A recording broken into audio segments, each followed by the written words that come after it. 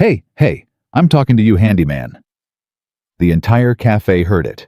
Every single person. And not one of them said a word, because when a man like Brandon Mercer decides to humiliate someone, the room doesn't intervene. The room watches.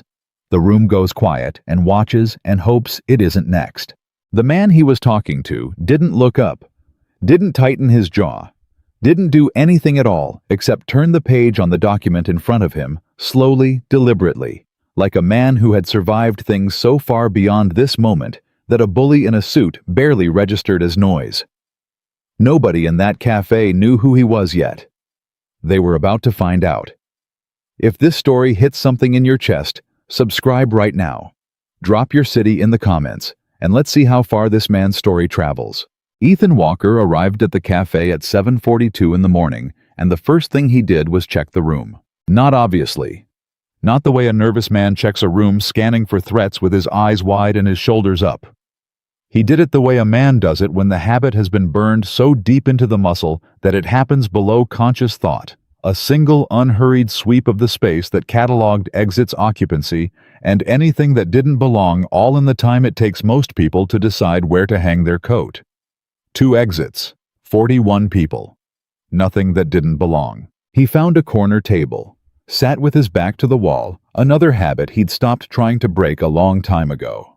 Set down his manila folder, ordered black coffee from a young waitress who smiled at him with the specific warmth people reserve for men who look like they've been carrying something heavy for a very long time and haven't complained once about the weight.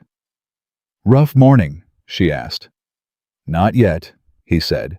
She laughed like that was funnier than he intended it to be. Maybe it was. He opened his folder, spread the estimates across the table. Construction costs, labor projections, materials, the math of keeping a small company alive, one contract at a time. This meeting with Paul Greer had to go well. 3 of Ethan's last 4 bids had come in second. Second place in contracting means exactly one thing. You go home empty-handed, and you sit across from your 8-year-old daughter at dinner, and you smile like everything is fine. Ethan was very good at smiling like everything was fine. He pulled out his phone. One message. Lily's school. He read it, closed his eyes for exactly 2 seconds, put the phone face down, the permission slip again. He had signed it. He was certain he had signed it Tuesday morning kitchen counter.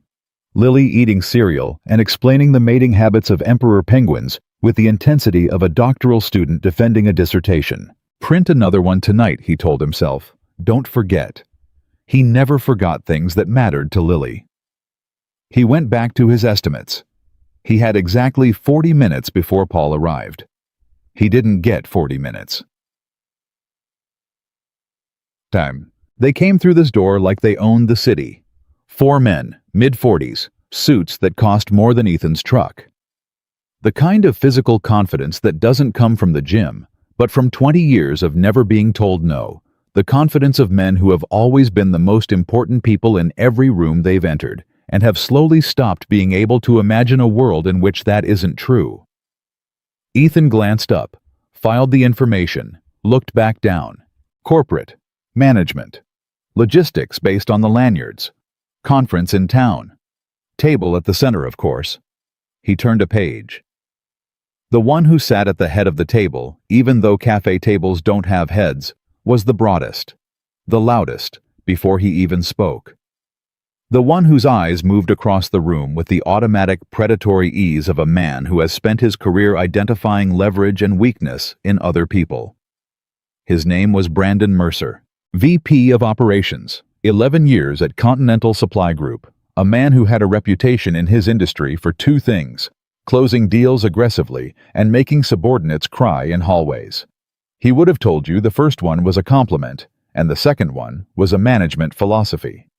His eyes found Ethan. He studied him the way a man studies something he's already decided to dismiss, not with curiosity, but with the lazy contempt of someone who has categorized another human being in 3 seconds based on their jacket and their shoes, and found them wanting. He leaned toward the man next to him. "Look at this guy," he said, loud, deliberate, meant to be heard. "Bet he can't even afford the coffee." The table laughed. Ethan didn't look up. Divorced, right? Brandon continued, tilting his head with mock thoughtfulness. Definitely divorced. Handyman, probably here waiting on a plumbing job. More laughter, louder. The waitress near the counter found something urgent to look at on the far wall. A woman 2 tables away from Ethan set down her cup with a small, precise movement and stared at her phone with the focused attention of someone trying very hard to be somewhere else. Ethan turned a page. His hand was completely steady.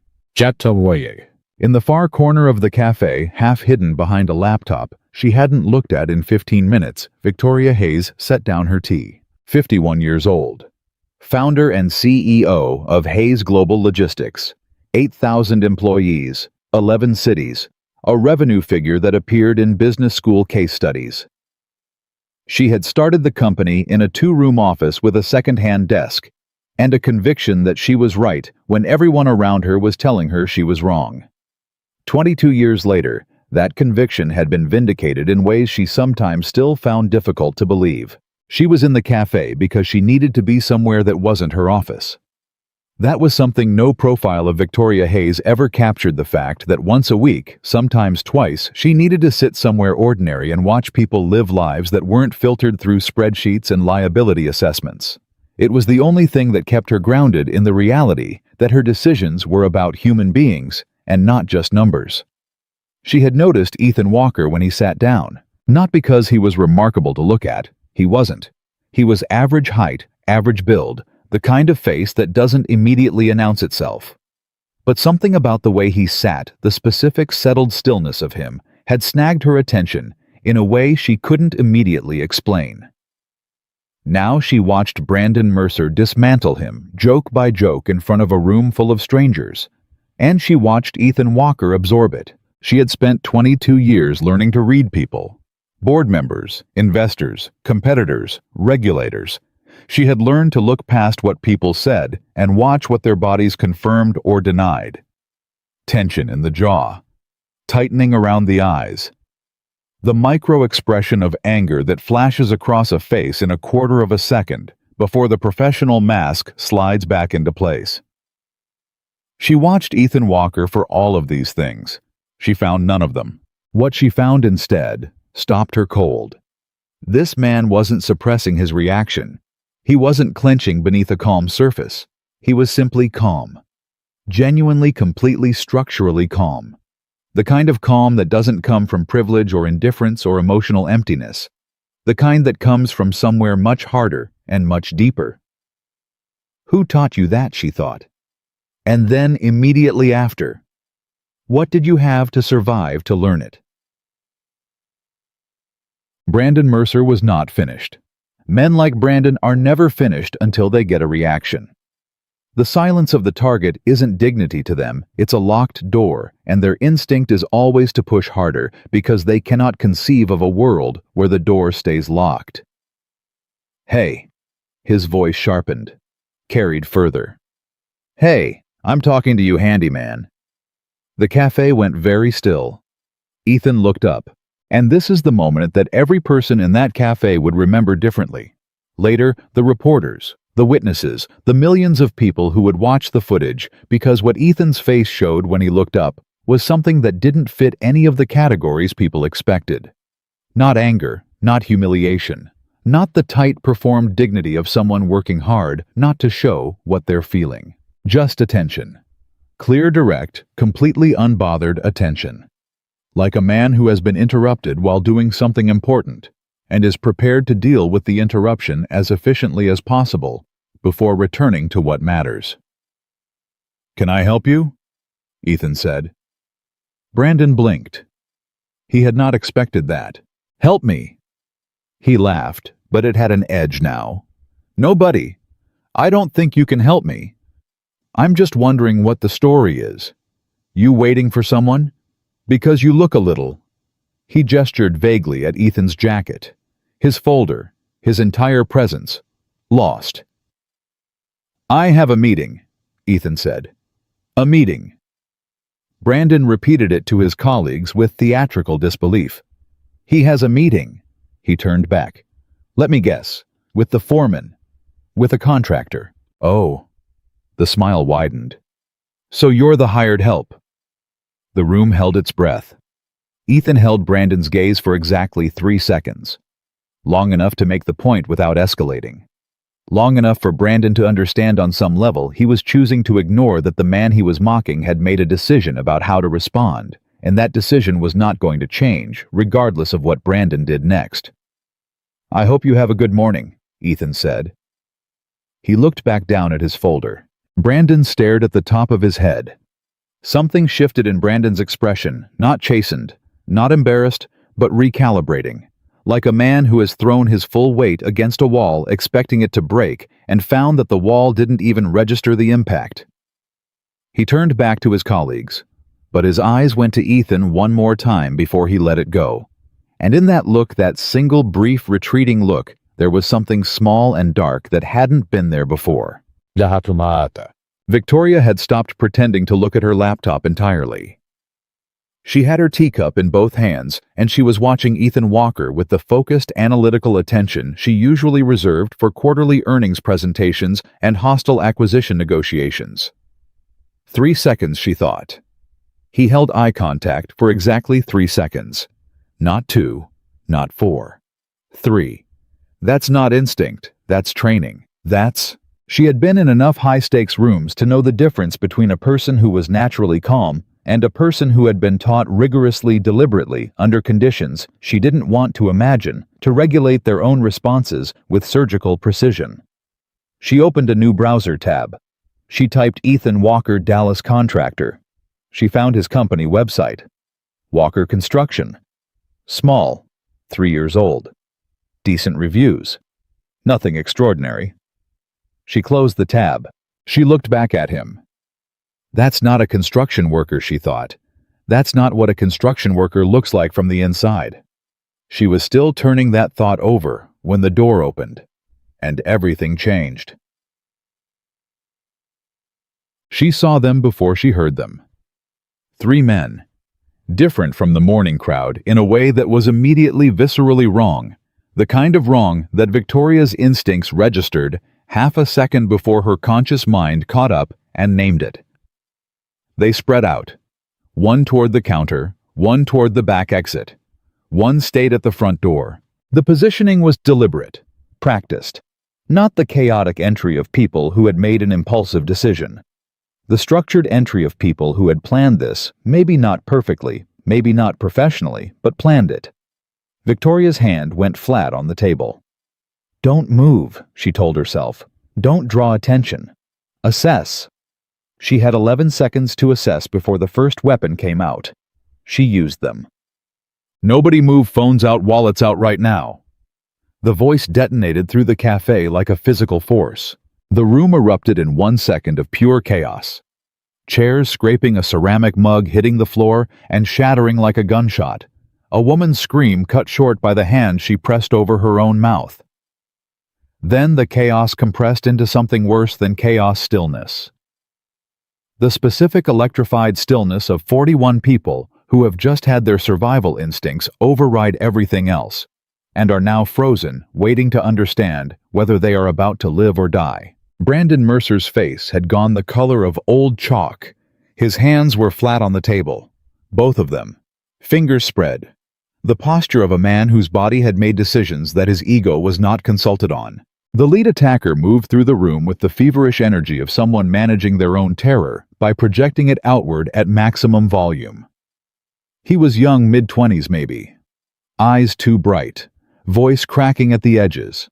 Dangerous the way a cornered animal is dangerous not because of strategy, but because of the complete abandonment of it. He shoved a table, screamed at the counter, demanded compliance. He got it. From everyone. Almost.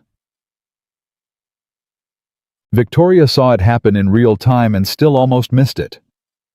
Ethan Walker stood up, not with the scrambling panic of a man reacting to chaos, not with the theatrical heroism of a man making a statement. He stood up with the quiet, deliberate economy of a man who had completed his assessment, arrived at a conclusion, and was now executing a plan that already existed fully formed in his mind before he moved a single muscle. He didn't rush. He didn't hesitate. He simply moved, and the word moved fails completely to capture what actually happened, because what happened was not movement in the ordinary sense. It was geometry. Angles and timing, and the precise application of force at exactly the right point, in exactly the right sequence, calibrated so specifically to the situation that it produced maximum effect with minimum noise. The first attacker didn't see it coming. One moment he had the room. The next moment he was against the wall, and the weapon was not in his hand, and he couldn't entirely process the sequence of events that had produced this outcome, because it had happened faster than his nervous system could narrate it. He tried to struggle. Ethan said very quietly, very close to his ear, "Don't." One word. The man stopped struggling immediately. Not because of the word, because of the absolute, unambiguous, zero-negotiation certainty in the voice that said it. The certainty of a man who has said this word before in places far darker than this cafe, and has always meant it exactly as much as he means it now. The second attacker turned. He saw what had happened to the first. He made a decision. It was the wrong one. 4 seconds later, he was on the floor. The third, positioned at the door, stood completely still for one suspended moment, looking at the man in the worn work boots, and something moved across his face that was beyond fear and below calculation. Then he ran. The door hit the wall behind him. He was gone. Silence. Complete disbelieving silence. 41 people in a cafe in Dallas, Texas, sat perfectly still and stared at a man they had spent the last 20 minutes treating as invisible, and the silence had a texture to it, thick with recalibration, with the specific vertigo of realizing that the world is arranged very differently than you assumed 60 seconds ago. Ethan checked the two men on the floor. Methodical, thorough. He looked up. "Is anyone hurt?" His voice was the same voice, the exact same voice that had said, "I have a meeting." That had said, "I hope you have a good morning." Completely level, completely present. The voice of a man for whom the last 90 seconds and the 40 minutes before them existed on the same emotional register. The young waitress said very quietly, "No, I don't think so." Ethan nodded.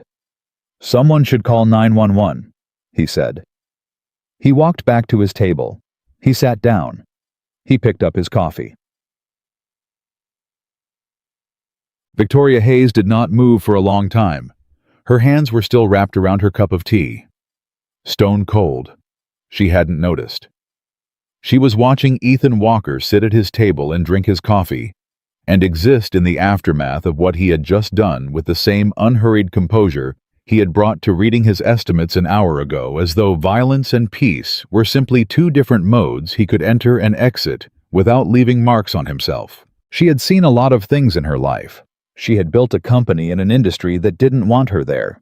She had sat across from men who tried to crush her in negotiating rooms and had crushed them back. She had survived things she didn't discuss in interviews. She had never seen anything like this. Not the speed, not the precision. Those were remarkable, but they were mechanical feats of training and physical capability that once she recovered from the shock, she could file in a category she understood. What she could not file, what sat in her chest like a splinter she couldn't locate, was the after. The way he had returned to his table. The way he had picked up his coffee. The way his hands were not shaking. Who carries that much capability, she thought, and chooses this worn boots? $11 coffee he probably winced at paying for. A folder full of construction estimates. A meeting with a contractor. A life deliberately made small. Why would you make yourself this small? She didn't have the answer. But she understood with the instinct that had built her company and kept it alive through everything the world had thrown at it, that the answer mattered. That this man mattered. In a way she couldn't fully articulate yet, and wasn't going to dismiss just because she couldn't articulate it. She picked up her phone. She opened a new search. She typed 2 words, Delta Force. She stared at what came up. She looked back at Ethan Walker. She typed again, Delta Force operators, after leaving service. She read, and the splinter in her chest became something larger and harder and more specific. Oh, she thought. Oh. The police arrived in under 4 minutes. Officer Rodriguez, 15 years on the force, the particular steadiness of a man who has responded to enough emergencies that surprise no longer lives in him. The way it lives in civilians took Ethan's statement in the methodical, efficient manner of a professional, recognizing another professional's work. "You have training," Rodriguez said, statement, not question. "I used to," Ethan said. "What kind?" A pause. The pause of a man deciding how much truth to give to a question he has answered many times in many contexts, always at the minimum necessary level. "Military," Ethan said. Rodriguez wrote it down. Then he looked up from his notepad, and for a single unguarded moment, the professional neutrality dropped just enough to let something genuine through. 11 seconds, Rodriguez said quietly. From the door opening to both of them down. My partner timed it on the footage. Ethan said nothing. "I've been on the job 15 years. Rodriguez continued, same quiet voice, like a man speaking to himself as much as anyone else. "I have never—" He stopped, clicked his pen, wrote something. "Thank you, Mr. Walker." "Just doing what needed doing," Ethan said. Rodriguez looked at him for one more moment, nodded slowly, moved on. Across the cafe, Brandon Mercer sat alone. His colleagues had drifted away to give their own statements. His coffee had gone cold. He was staring at the place on the floor where the two men had been restrained, and his face showed something that was not exactly an emotion he recognized in himself. He had laughed at this man. He had called him the hired help. He had performed his contempt for a table of colleagues who had laughed along, and it had felt like power, that specific insulated consequence-free power of men who have never been held accountable for the small cruelties they scatter through their days, like litter. He had called him lost. And this man in worn work boots and a faded jacket who couldn't afford the coffee, had done something in under 2 seconds that Brandon Mercer could not have done with a year of preparation. Something shifted in his chest. Not remorse. Brandon Mercer had not had a developed relationship with remorse for a very long time, but something adjacent to it, something with an edge. He picked up his phone, opened social media, looked at the screen without seeing it. He didn't know yet that Sullivan had filmed the whole thing. He didn't know that 3 other people had filmed it. He didn't know that in 4 hours, 40 million people would watch a man in worn work boots do in 2 seconds what most people cannot do in a lifetime. He didn't know any of that. He just sat with the thing in his chest that didn't have a clean name. Victoria Hayes was the last customer to leave. She waited until the statements were done, until the room had thinned out, until Ethan Walker had shaken Rodriguez's hand and was repacking his manila folder with the same careful organization he had arrived with. She stood. She crossed the cafe. She stopped in front of his table. He looked up. Up close, she could see it even more clearly, the absolute structural stillness of him. The eyes that assessed without broadcasting the assessment. The complete absence of performance. "Excuse me," she said. "Yes, ma'am." "Ma'am." The word landed in a way she wasn't expecting. "I'm Victoria Hayes." She paused. "I watched what you did." "Okay," he said, not modestly, not fishing for praise, just acknowledgement that she had spoken. "Are you all right?" He blinked, slightly. The smallest possible recalibration of an expression, as though the question had arrived from an unexpected direction. "I'm fine," he said. "Are you?" She almost laughed. Almost. "I'm fine," she said. She stopped, composed herself. "I wanted to make sure someone said thank you. Directly. To your face." He held her gaze. "Lily's permission slip," he said. She blinked. "I'm sorry. I need to remember to print Lily's permission slip tonight," he said. "Before I forget. That's what I was thinking about when you came over." Victoria Hayes, who had negotiated contracts worth hundreds of millions of dollars, who had faced down boardrooms and regulators and hostile competitors, who had not been caught off guard in a professional context in over a decade, stood in front of this man and felt for a reason she couldn't immediately name like she was going to cry. She didn't. "Who's Lily?" she asked. Something shifted in his face, subtle. The first crack in the stillness, not pain, not quite, but something tender and enormous, moving just beneath the surface. "My daughter," he said. "She's 8. Victoria nodded slowly. "Print the permission slip," she said. "Yes, ma'am." She left. She walked out into the Dallas rain, got into her car, and sat there for a long time with the engine running and her hands in her lap. In her right hand was her phone. On the screen was a single search result she hadn't closed. A military commendation. 7 years old, partially declassified. The name on it was Staff Sergeant Ethan D. Walker. The citation beneath the name described in the careful antiseptic language of official military documentation a series of actions in a location that was listed only as classified. Actions that had, according to the citation, preserved the lives of 11 civilians and 4 Allied personnel under conditions of extreme duress and at significant personal risk. The commendation was signed by a general. There were 3 additional commendations below it. Victoria read every word. Then she put the phone face down on the passenger seat and sat in the rain and tried to understand why her hands were shaking. Her hands. Hands that had signed off on billion-dollar decisions without trembling, and finally decided that sometimes the world reveals something true and unexpected, and it is not weakness to be moved by it. Print the permission slip, she thought. That's what he was thinking about. Print the permission slip. She put the car in drive. She had a lot of work to do.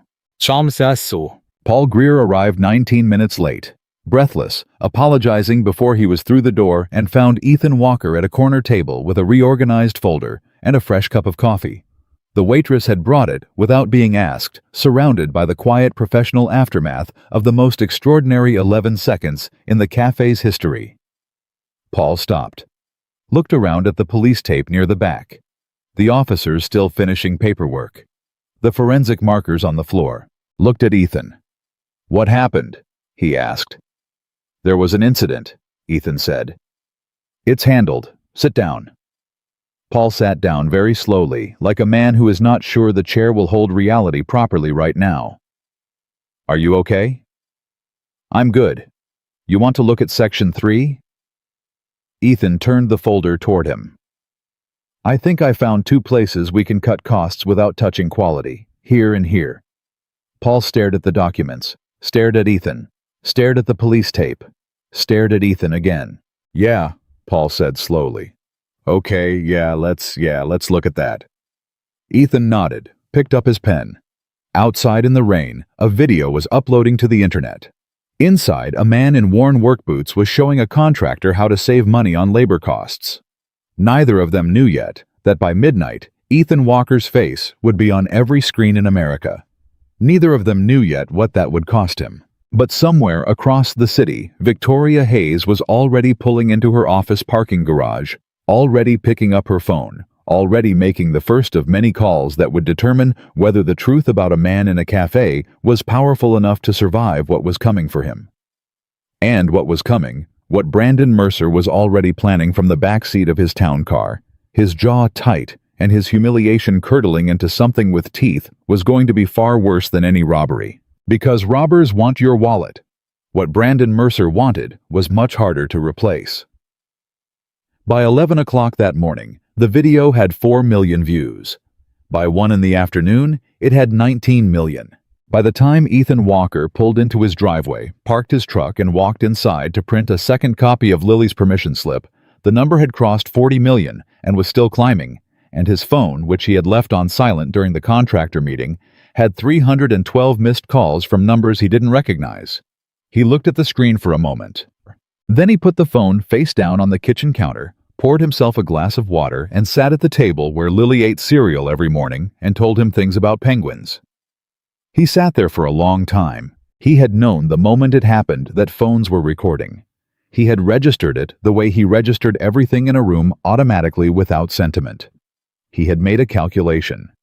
In real time, cameras are rolling act accordingly. He had used minimum force. He had controlled every movement.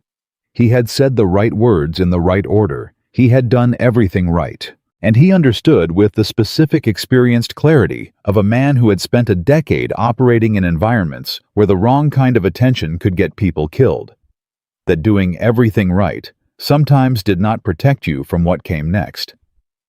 His doorbell rang. He didn't move for 3 seconds.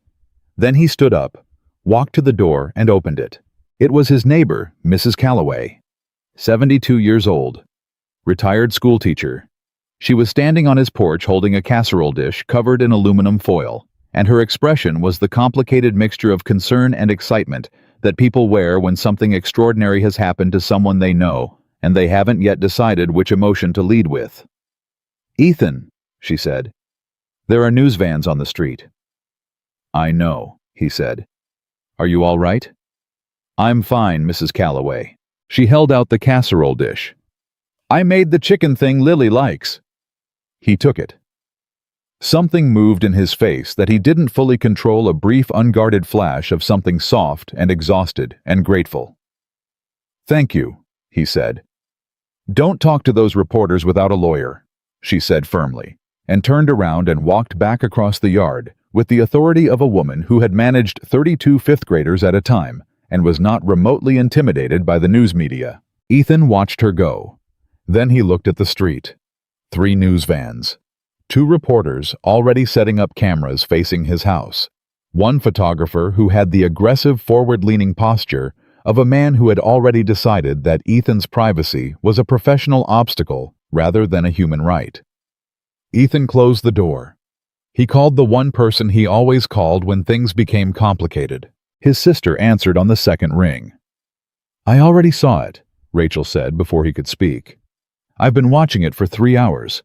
Ethan, there are 47 million. I know. Your face is everywhere. I know, Rachel. Are you okay?" He paused. "I need you to pick up Lily from school today. Don't use the front entrance. Park in the back lot and text Mrs. Patterson to bring her out the side door." Silence on the line. "Ethan?" Her voice changed. "What's coming?" He thought about the video. About 47 million views and still climbing. About 3 news vans on his street. About the look on Brandon Mercer's face in the cafe, that specific recalibrating look of a man who had been humiliated in public and was already building a response. "I don't know yet," he said.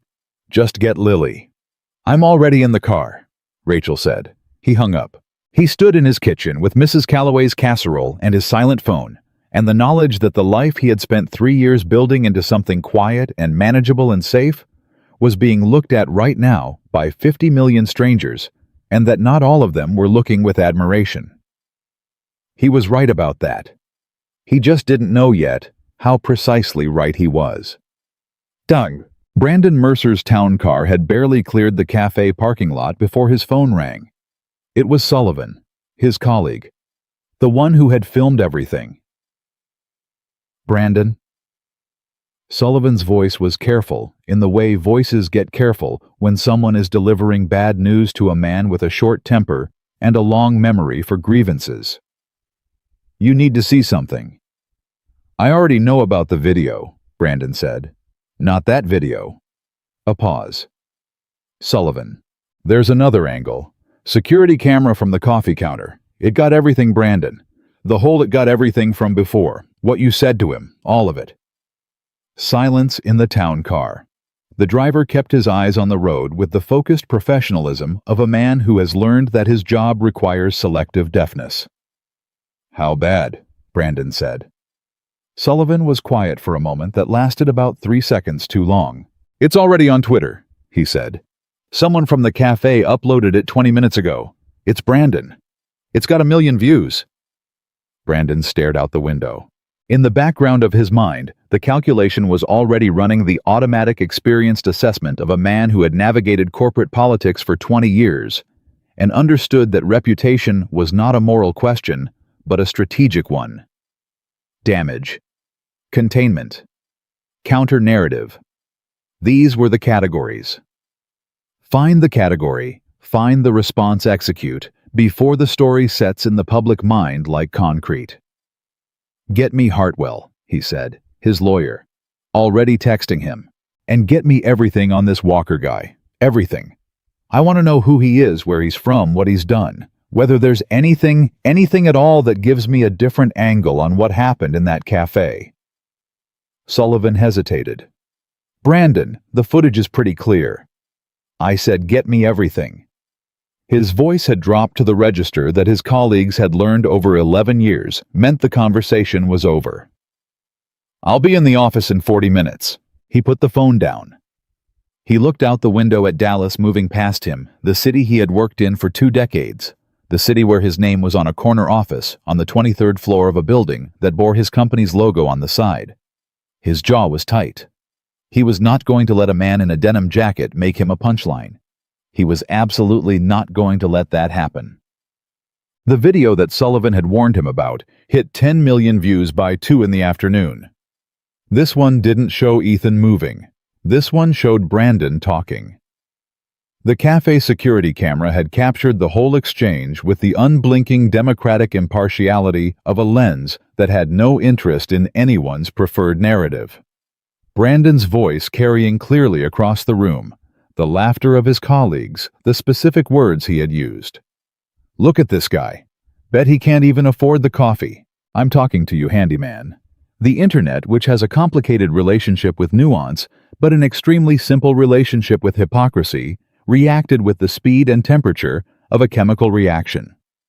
By 3 o'clock, Brandon Mercer's name was the second most searched term in the country. By 4 o'clock, journalists were outside Continental Supply Group's Dallas headquarters. By 4:30, his company's PR department had released a statement describing Brandon's comments as inappropriate and not reflective of Continental Supply Group's values, which satisfied nobody and enraged nearly everyone. At 4:47, Brandon Mercer walked into a conference room on the 23rd floor of his building and found his own lawyers sitting across from him with expressions that told him, before anyone spoke a word, that the situation had moved faster and further than his initial calculations had accounted for. "Tell me about Ethan Walker," Brandon said, sitting down. "Hartwell. 60 years old. Gray suit. The carefully cultivated manner of a man who is always the calmest person in any crisis, because he has seen enough crises to know that panic is a luxury." Slid a folder across the table. "Walker, Ethan Daniel. 35. Single father. His wife Sarah died of cancer 3 years ago. He has an 8-year-old daughter named Lily. He runs a small construction contracting company out of Dallas, 3 years old, modest revenue, legitimate operation. Prior to that," Hartwell paused. "Prior to that, the record gets complicated." "Complicated how?" "Military service. Enlisted at 19. Served for approximately 10 years. The specifics of his assignments are the word the Department of Defense uses is classified. Some of it is partially declassified. The parts that are publicly available suggest he was involved in special operations. Multiple deployments. His discharge was honorable." Another pause. "Decorated. Significantly decorated." Brandon stared at the folder. "Special operations," he repeated. "Delta Force is the most commonly cited unit in the online speculation," Hartwell said. "We haven't been able to confirm or deny. The military doesn't confirm or deny Delta Force rosters, but the physical capabilities displayed in the video are consistent with that level of training." The room was quiet for a moment. "So, I publicly mocked a Delta Force operator," Brandon said, flatly, like a man reading a sentence he did not write and does not enjoy. "That appears to be the current public understanding, yes?" Brandon set his jaw. "Here's what I need," he said. "I need an angle. Something that reframes what happened in that cafe as something other than what it looks like right now." Hartwell looked at him steadily. "Brandon, what happened in that cafe is documented from 6 different camera angles." The man stopped an armed robbery with his bare hands. "The consensus legally and publicly is He used excessive force, Brandon said. The room went very still. Hartwell looked at him for a long moment. The two men he restrained were treated and released at Dallas Presbyterian. Neither sustained serious injuries. The police report indicates minimum necessary force was used. The responding officer stated on record, "The responding officer is not a lawyer," Brandon said. "And excessive force is a standard worth arguing." Two men were physically restrained without their consent by a civilian who had no legal authority to. Brandon.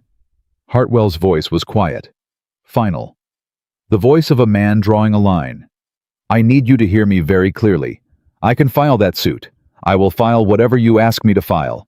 But I need you to understand what happens to you publicly the day that lawsuit becomes news. You mocked this man on camera. He stopped a robbery. You then sued him for it. That is not a narrative you survive professionally. That is a narrative that ends careers." "My career is already on fire," Brandon said. "The question is whether I let it burn or whether I fight."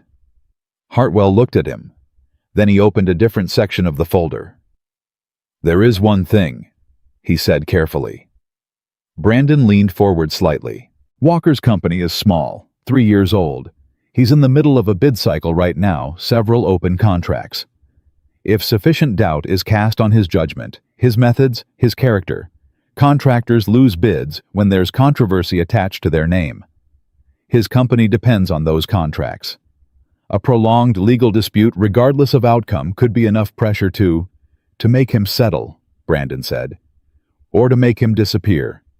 Hartwell said quietly, without a fight. Brandon sat back. He looked at the folder. He thought about the cafe, about the way Ethan Walker had looked back down at his estimates after 3 seconds of eye contact, not defeated, not afraid, just done with the interaction, as though Brandon had been a minor weather event rather than a significant threat. He thought about how much he hated that.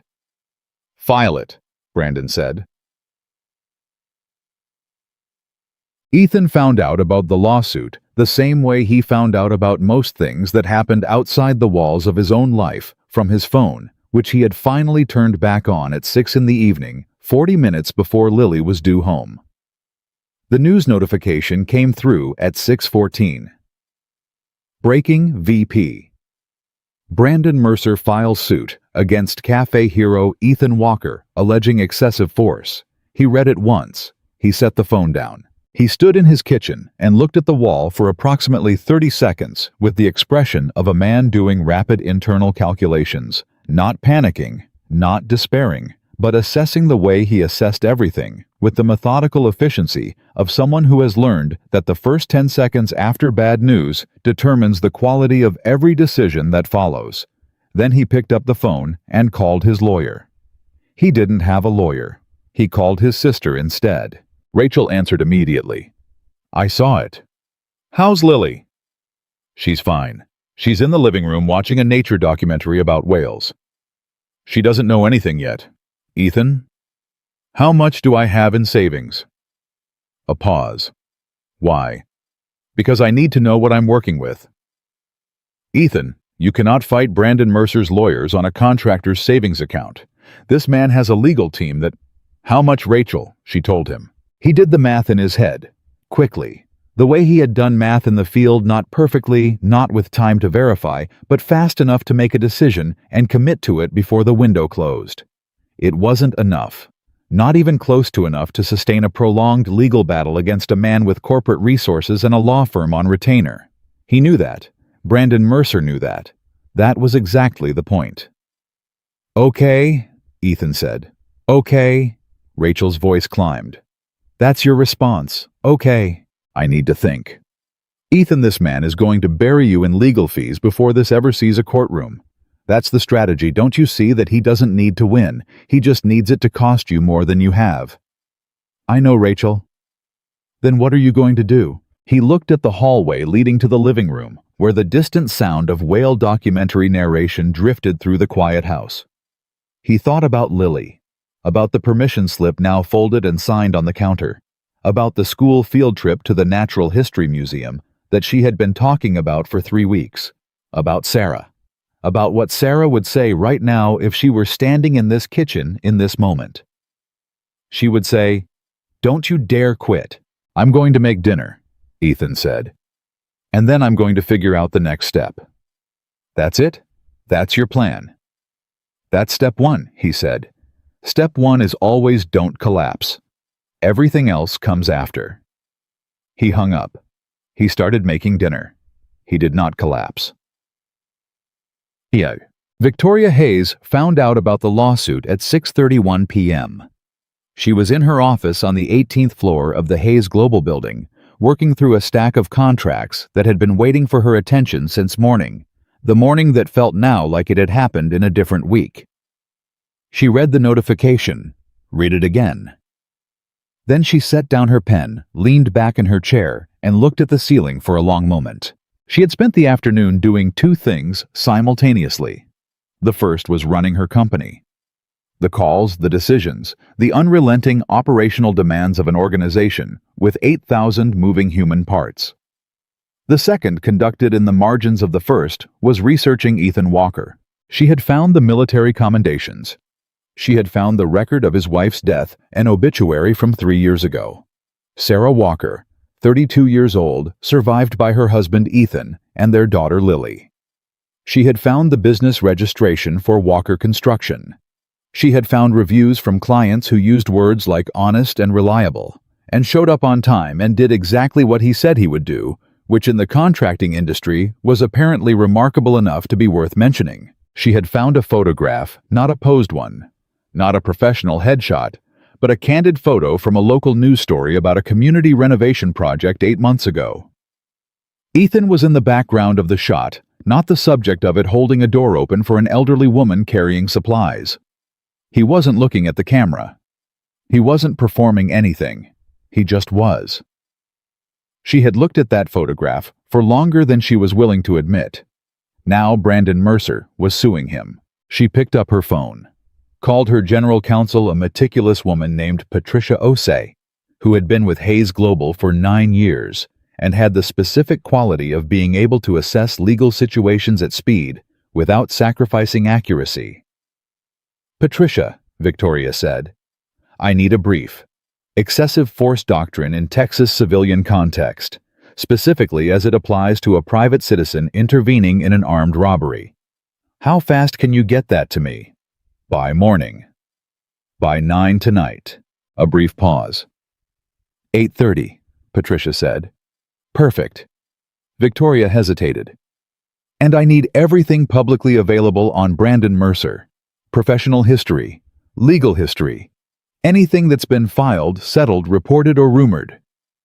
Another pause, longer. "Victoria," Patricia said carefully, "should I be asking why?" "No," Victoria said. "You should be getting me the research." 8:30, Patricia said, and hung up.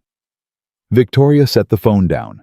She looked out her window at the Dallas skyline, the city she had built, something in the city she had fought for 22 years to establish herself in, the city where a man in worn work boots had protected 41 people from armed attackers and was now being sued for it.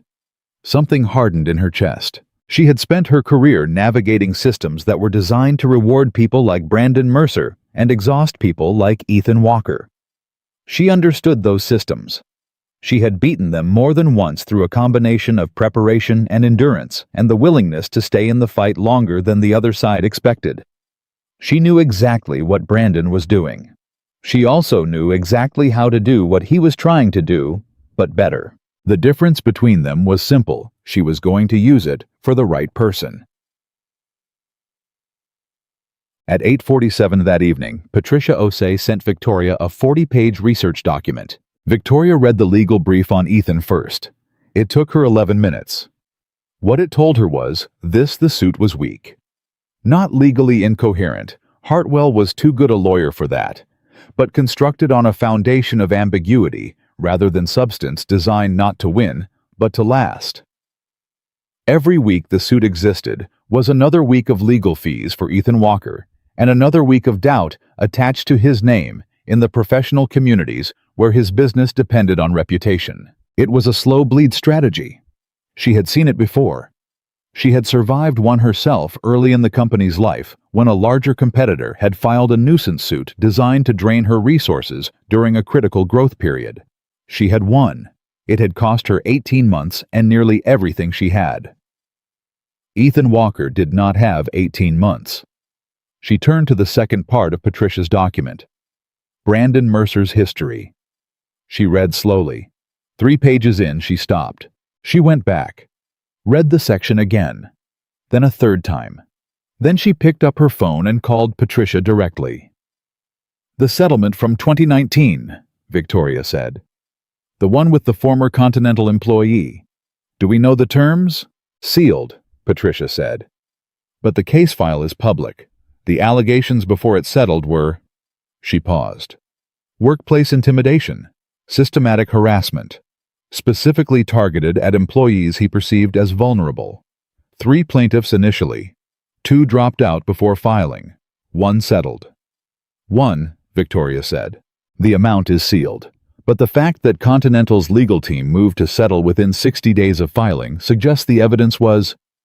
Patricia chose her words with the precision of someone who has been a lawyer long enough to know that precision matters more than emphasis. "Significant." Victoria was quiet. "Patricia," she said, "is there a pattern here, beyond 2019? There are 2 other situations that didn't reach the filing stage. One in 2016, one in 2021. Both involved subordinates. Both ended quietly.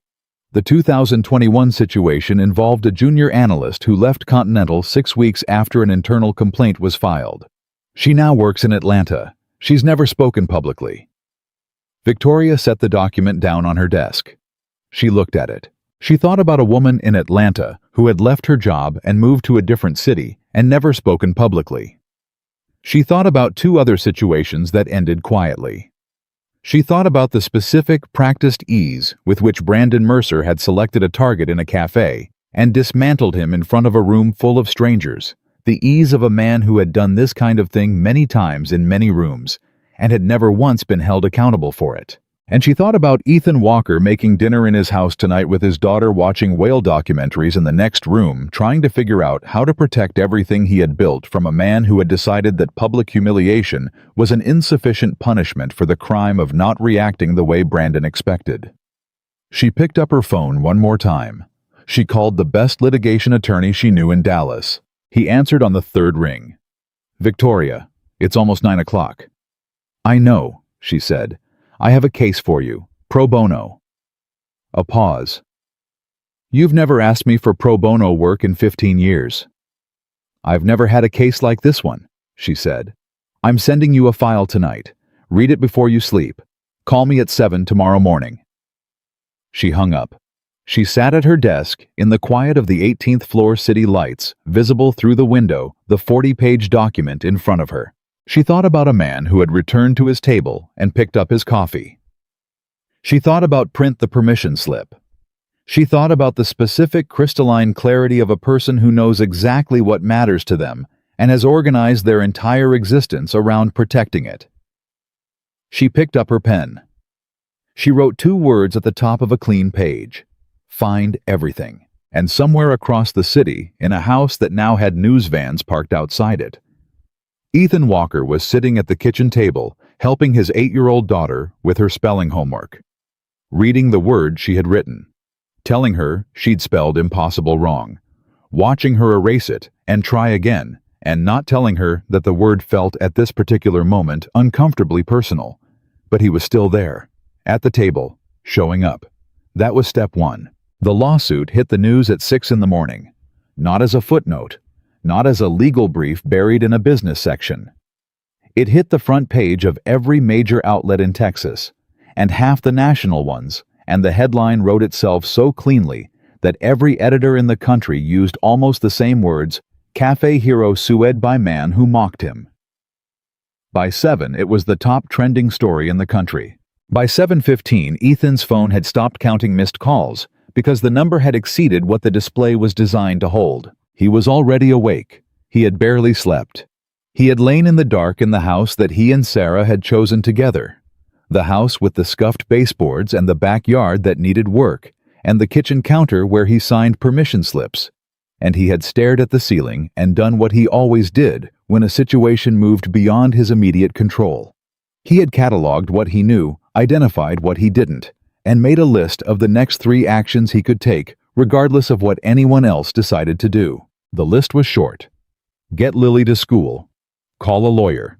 Don't collapse. He got Lily to school. He used the side entrance.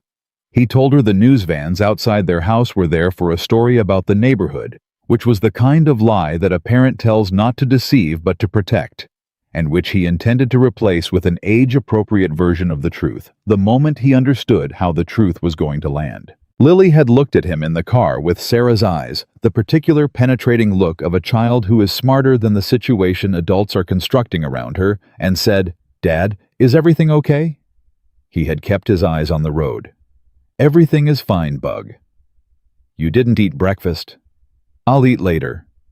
"You always say that, and then you don't." He had glanced at her then. 8 years old. Braids he had done himself at 6 that morning, slightly uneven on the left side, because his hands weren't as practiced as Sarah's had been, and probably never would be. Backpack with the penguin keychain she'd picked out herself. Permission slip in the front pocket signed present accounted for. "I'll eat," he said. "I promise." She had looked at him for one more second with those eyes. Then she had looked out the window. "Okay," she said, like she was deciding to believe him, like belief was a choice she was making consciously on his behalf. He drove the rest of the way with his jaw tight and his hands steady on the wheel. Marcus Webb had been a civil litigation attorney in Dallas for 19 years. He was the kind of lawyer that other lawyers called when a case was either very good or very bad, because he had the specific gift of being able to look at a legal situation in its early stages and understand with unusual accuracy what it was going to look like at its end. Victoria Hayes had called him at 9 o'clock the night before. He had read the file she sent him. He had not slept much either. He was waiting outside Walker Construction's office, a modest 2-room space in a commercial building on the east side, when Ethan arrived at 8:15. Ethan looked at him, looked at the business card Marcus extended. Read the name. "Victoria Hayes sent you," Ethan said. It was not a question. She did. Why? Marcus considered this question with the seriousness it deserved rather than deflecting it. "She said she watched you in that cafe and she wanted to know if the world was still fair enough to do right by you. She wanted to give it a chance to be." He paused. "She also said you'd probably try to say no, and I should tell you that saying no is your right and also a significant strategic error." Ethan looked at him for a long moment. "She said all that?" Paraphrasing, she was more direct. Ethan unlocked the office door, held it open. "Come in," he said. They sat across from each other at the small desk that occupied most of Ethan's office space, and Marcus laid out the situation in the clear, unembellished language of a man who respects his client enough not to soften things that shouldn't be softened. The suit was weak on substance. That was the good news. The bad news was that weak suits could still take 18 months to resolve, and 18 months of litigation costs, public scrutiny, and professional doubt attached to his name could do to a small contracting company what Brandon Mercer's lawyers couldn't do in a courtroom: destroy it through attrition. "He's not trying to win," Marcus said. "He's trying to make you run out of money before you can prove him wrong." "I know what he's doing," Ethan said. "Then you understand that the legal strategy alone isn't sufficient. We need to move fast, file a counter motion, challenge the standing, make noise of our own. And Victoria Hayes is funding this. Pro bono, my firm. She's not paying anything." Ethan was quiet for a moment. There was a specific discomfort in him that had nothing to do with fear. The discomfort of a man who has spent 3 years being fiercely, deliberately self-sufficient, who has built his life around the principle that he asks for nothing and takes care of his own being, told that someone has stepped in to help without being asked. "I don't know her," Ethan said. "She knows enough about you," Marcus said. Another silence. Ethan looked at the wall. looked back. "What do you need from me?" he said. Marcus put a legal pad on the desk. "Everything, from the beginning. Every detail of what happened in that cafe. Every word Brandon Mercer said. Every movement you made and the reason you made it. We build the record so clean and so complete that when we put it in front of a judge, there is no interpretive space left for Hartwell to operate in." Ethan nodded. "One condition," Ethan said. Marcus waited. "Lily doesn't get pulled into this. Her name, her school, her life, none of it becomes part of the public record." "Agreed. Non-negotiable." "I understand." Ethan picked up a pen. "Then let's start." Here, 3 floors above the Dallas County Civil Court Records Office, in a glass-walled conference room, at Hayes Global Victoria, Hayes was meeting with Patricia Osei and a woman she had flown in from Atlanta. The woman's name was Dana Reeves, 29 years old, former junior analyst at Continental Supply Group. She had left Dallas 2 years ago, moved to Atlanta, built a new life with the careful, deliberate energy of someone who has survived something they don't speak about and have learned to carry quietly. She had agreed to the meeting. That had taken 4 phone calls, 2 assurances from Patricia, and 1 direct call from Victoria herself, during which Victoria had said exactly 2 things. "You don't have to do anything, but I need you to know that what you went through is not finished hurting people." Dana had been silent on the phone for a long time. Then she had said, "Send me the flight, me." Now, she sat across from Victoria with her hands flat on the conference table, the posture of a woman who has rehearsed a kind of stillness as a defense mechanism, and she said, "You found me." "I have good researchers," Victoria said. "Why do you care?" Not aggressive, genuinely asking. The question of a person who has learned to be suspicious of strangers who claim to want to help. "Because Brandon Mercer is doing to someone else what he did to you," Victoria said. "And this time, I was in the room when it started." Dana looked at her. "The man from the cafe," she said. "Yes. I saw the video." A pause. "I saw both videos." She looked down at her hands. "When I saw Brandon's face in that cafe, the way he talked to that man, I recognized it. That exact tone. That exact—" She stopped. "I recognized it." "I know," Victoria said quietly. "He never got in trouble for it. Not really. The settlement, I couldn't even tell anyone what happened. Sealed. I just had to leave. Start over." "You don't have to be sealed anymore," Victoria said. "If you're willing." Dana looked up. Her eyes were clear. Not tearful. Something steadier than that. The clarity of a person who has been holding something in a closed fist for a long time and is finally considering what it would feel like to open the hand. "What happens to me if I talk?" she asked. "Nothing," Victoria said. "The NDA covers your ability to disclose settlement terms.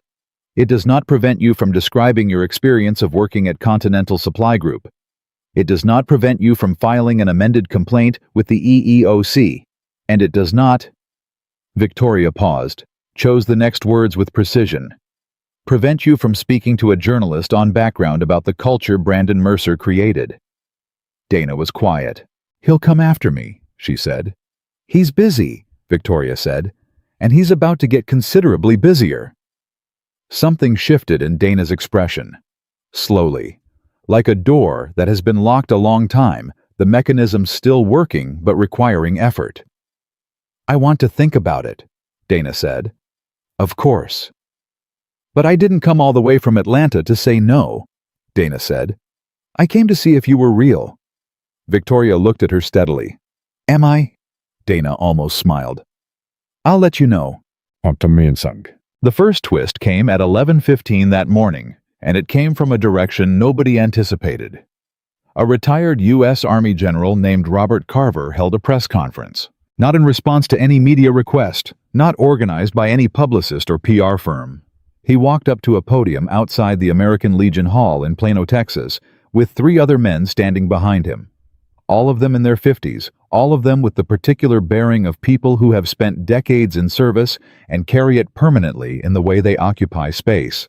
and he read from a prepared statement in a voice that did not waver once. He did not name Ethan directly. He said only that a former operator under his command had been placed in an unjust legal situation as a consequence of protecting civilians, and that he and his colleagues were prepared to testify under oath to the character, the training, the judgment, and the service record of that individual. He looked directly at the cameras. This man, he said, spent a decade doing things in places you will never know about, so that people in cafes can drink their coffee without fear. The idea that he should be legally penalized for doing in that cafe what we trained him to do, what we asked him to do for 10 years in conditions most people cannot imagine, is an offense to every person who has ever worn a uniform and been asked to protect someone who cannot protect themselves. He folded the statement. "We will be present for every proceeding," he said. "We will not be quiet." He walked away from the podium. The footage hit the internet in real time. The comment sections erupted. Brandon Mercer's phone rang 17 times in the 4 minutes following the press conference. He didn't answer any of them. Hartwell called at noon. "We have a problem," he said. Brandon was in his office. He had been in his office since 7. He had not left for lunch. His assistant had brought him coffee twice, and he had drunk neither cup. "Tell me," Brandon said. "General Carver, you saw it." "I saw it. He's not the only one. We're getting calls from 3 retired military officers who are preparing formal declarations, character witnesses, capability testimony, documented service record. If even half of what they're describing makes it into the court record, the excessive force argument becomes—" Hartwell paused. "Untenable." The word landed in the office like something dropped from a height. "There's something else," Hartwell said. Brandon closed his eyes briefly. "Of course there is. The EEOC. We're seeing preliminary signals of a filing. Can't confirm the source yet, but the timing given everything public right now suggests someone who was previously unwilling to be public is reconsidering." Brandon stood up. Walked to his window, 23rd floor. Dallas spread out below him, the city that had been his professional home for 2 decades. "How contained is the 2019 situation?" he asked. A silence on the line that was 3 seconds too long. "Hartwell, the NDA covers the settlement terms," Hartwell said carefully. "It does not cover the underlying experience. If a former employee chooses to speak to the EEOC about the experience separate from the settlement, we are in a different conversation. Can we stop it? We can respond to it legally. We cannot prevent someone from speaking to a federal agency about their employment experience. That is not a thing we can do." Brandon turned from the window, sat back down. His face was very still in the particular way faces get still when the person behind them is doing rapid private calculations and doesn't want any of the work to show. "What are my options?" he said. Hartwell was quiet for a moment. When he spoke, his voice had shifted, not softer exactly, but more careful. "Brandon, I have been your lawyer for 11 years. In 11 years, I have found you options in situations that did not appear to have them. I am telling you now as your lawyer and as someone who has some investment in your long-term well-being that there is one option available to you that makes all of the other problems smaller." Brandon said nothing. "Withdraw the suit," Hartwell said. "Today. Issue a statement. Make it genuine, not a corporate non-apology, genuinely genuine. The news cycle moves fast. Right now, you are the story. Give it 72 hours and something else will be the story.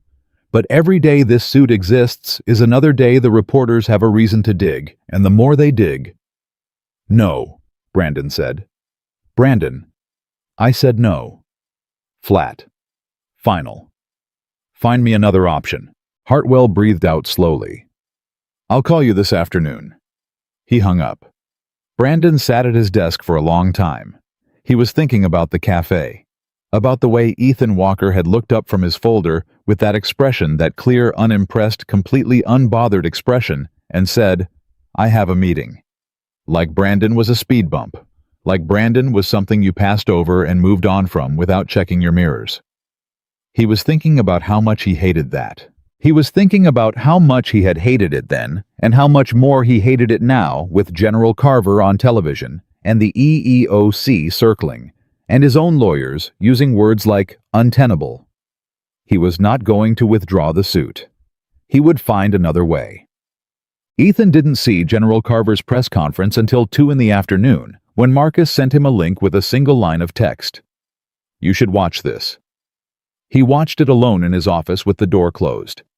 He watched the general stand at that podium in Plano and speak with the quiet, absolute conviction of a man who has made decisions in darkness and lived with them in daylight, and does not make statements he doesn't mean. When it ended, Ethan sat still for a long time. He had not spoken to General Carver in 3 years. Not since Sarah's funeral, where the general had shown up without announcement, stood in the back, and left before the reception. Had pressed Ethan's hand once briefly in the parking lot and said only, "You did enough. Go be her father," and walked away. Ethan picked up his phone. He called the general's number. The one that had been in his phone for 7 years, used 4 times. It rang twice. "I saw it," Ethan said. "I know you did," the general said. "You didn't have to do that." "No." A pause. "I wanted to." Ethan looked at the wall. "This is going to get complicated." "It's already complicated, son. The difference is, now it's complicated on your terms instead of his." "He's going to dig for anything he can use," Ethan said. "My record parts of it aren't pretty. Context matters, but context doesn't always survive a news cycle. Your record is your record," the general said. "Every action, every decision, every file, I will stand in front of any court in this country and explain the context. All of it. You were asked to do hard things in hard places, and you did them the right way every single time. Brandon Mercer is a man who bullied a waitress in a hallway and calls it leadership. The comparison does not concern me." Ethan was quiet for a moment. "How are the men?" he asked. It was the question he always asked, the only small talk he knew how to make with this particular person. "Getting old," the general said. "Angry about it, same as always." Ethan almost smiled. "Tell them I said—" "I'll tell them," the general said. "Walker, don't you lose this." He hung up. Ethan set the phone down. He sat with the weight of it. Not the legal weight, not the strategic weight, but the specific human weight of discovering that the people who know the worst and the best of you simultaneously are sometimes also the ones who show up when the world decides you're a convenient target. He had tried to be small. He had tried to disappear into a regular life, a honest life, a life that was entirely about Lily and work and the kind of quiet that doesn't make demands on anyone. The world had found him anyway. He stood up.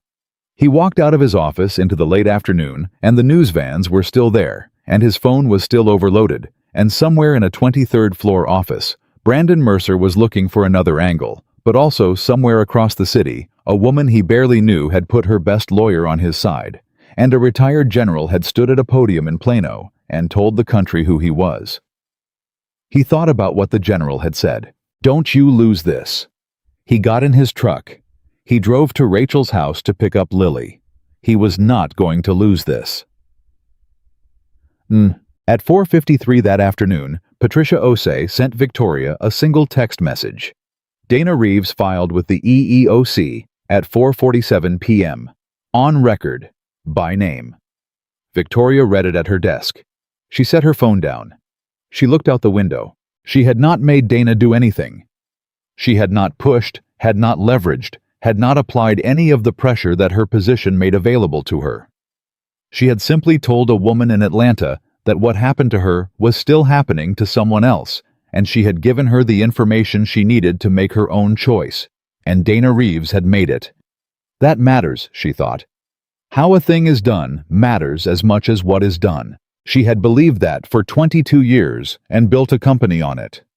She opened her laptop. She began to type.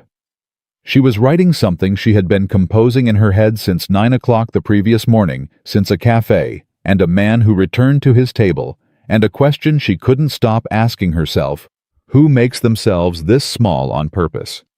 She now knew the answer. A man who has decided that the people he loves are worth more than the space he could occupy in the world. A man who could be enormous and has chosen instead to be present. A man who left everything he was capable of being so he could be one specific thing, a father, and has been that thing every single day, with the same discipline and commitment he brought to everything else in his life, only quieter. Only without anyone watching. She typed for 40 minutes without stopping. When she finished, she read it back once. Then she sent it to Marcus Webb. The subject line said, "For the court of public opinion when you need it." And in a house across the city, Ethan Walker was sitting at the kitchen table, helping Lily with a school project about ecosystems, explaining the water cycle in terms she could draw. Watching her concentrate on her paper, with her tongue slightly between her teeth, the way she always did when she was working hard. And he was present, completely, specifically deliberately present, in the way that only a person who understands how quickly presence can be taken away truly knows how to be. His phone was in the other room. The world could wait. His daughter needed help with the water cycle. He stayed. The courtroom was not what most people imagine when they picture justice being served. It was not dramatic. It was not cinematic. It was a Tuesday morning in a Dallas County civil courtroom with fluorescent lighting and wooden benches that had seen 40 years of human desperation, and the air had the specific quality of a room where too many difficult things have been said, and the walls have absorbed all of it. Ethan arrived early. Of course he did. He sat beside Marcus at the plaintiff's table, or rather the defendant's table, because Brandon had filed and Ethan was the one being accused, which still produced in Ethan a specific quiet fury he kept entirely below the surface, and he looked straight ahead and he breathed at a normal rate, and his hands were flat and still on the table in front of him. Marcus leaned close. "How are you?" "Ready," Ethan said. "You don't have to say anything today. This is preliminary. Let me do the talking." "I know." "Ethan." Marcus waited until Ethan looked at him. "I've read your full service record. Everything General Carver sent over. Everything that's declassified and some things that aren't." He paused. "You've been in rooms considerably worse than this one." "Different kind of worse," Ethan said. Marcus looked at him. Fair enough. Brandon Mercer entered 7 minutes later with Hartwell at his side and 2 junior associates behind him carrying files. He was dressed precisely the suit of a man who understands that courtrooms are also theaters and has dressed for his role. He did not look at Ethan when he entered. He looked at the judge's bench, the gallery, the court reporter.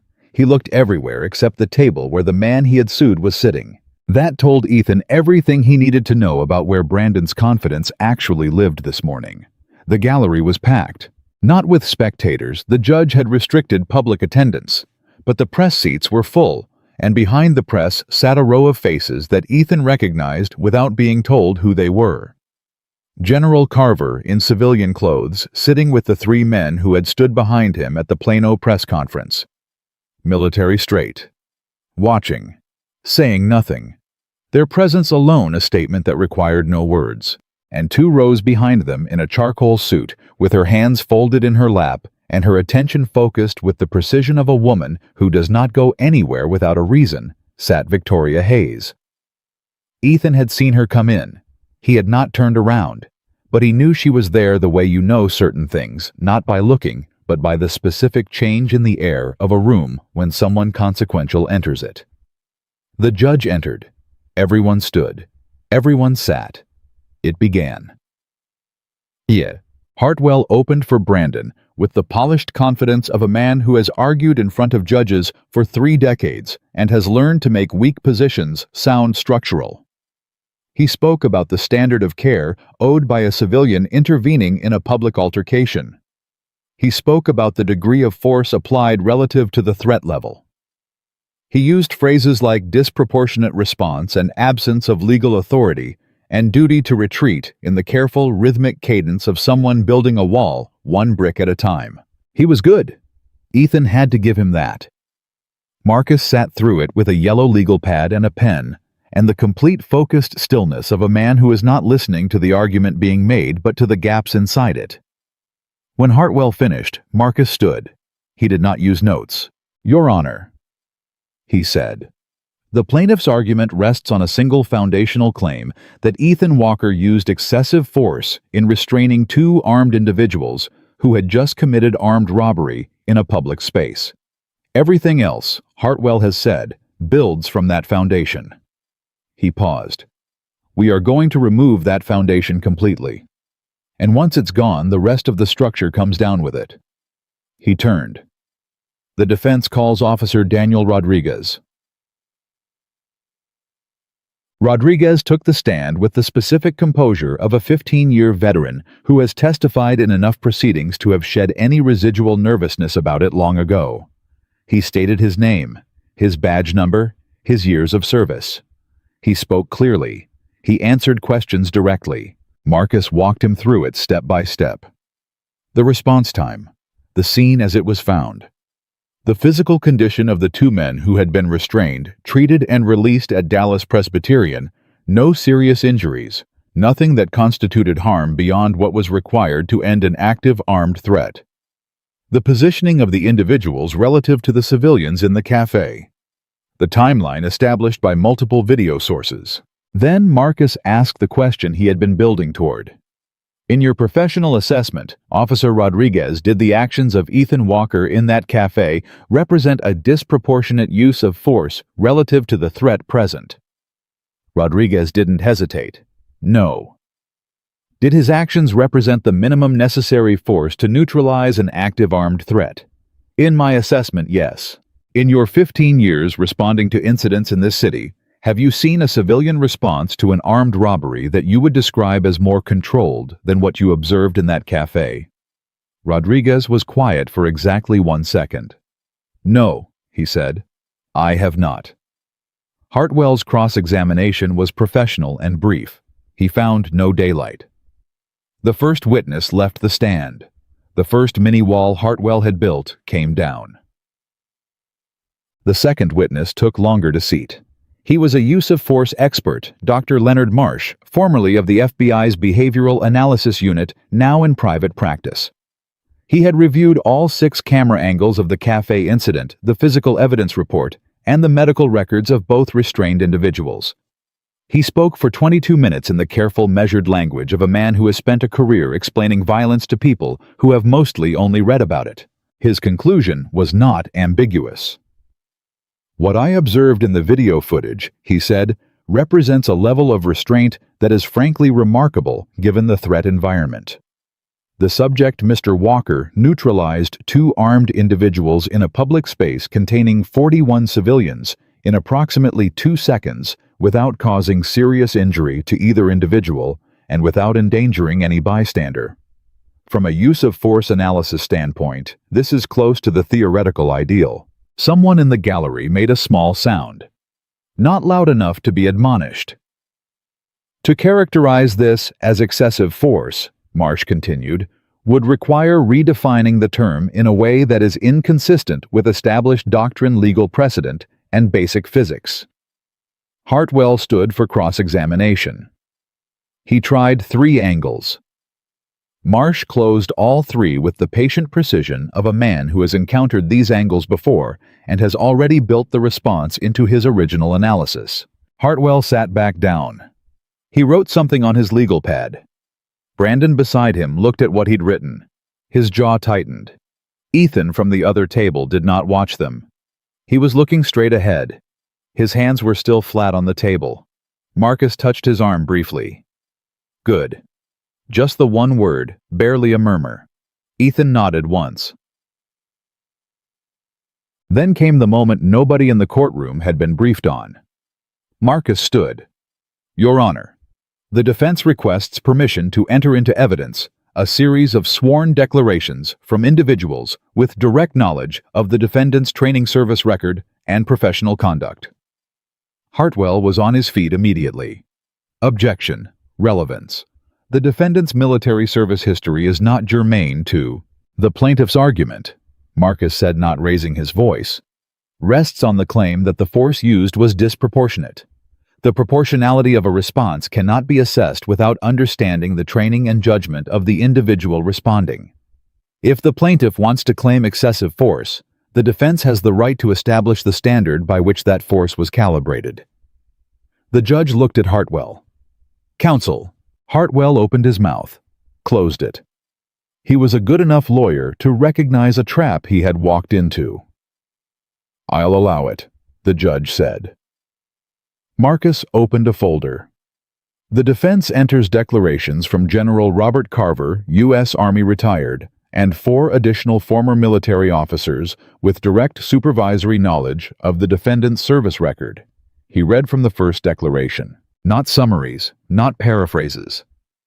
The actual words that General Carver had written in the specific direct language of a man who has documented things his whole career and knows the weight that precise language carries. He described Ethan Walker's decade of service, the deployments, the decisions made under conditions of extreme duress, the specific disciplined restraint that characterized every use of force in Ethan's record, not the absence of capability, but the governance of it. The choice consistently made to use only what the situation required and nothing more. He described the day Ethan left the service, how he had walked into Carver's office and set down his identification and said simply, "My daughter needs a father more than the country needs another operator. I think I've paid my debt." And how Carver had stood up and shaken his hand and told him that a man who knows when to stop fighting is rarer and more valuable than a man who can't. When Marcus finished reading, the courtroom was completely quiet.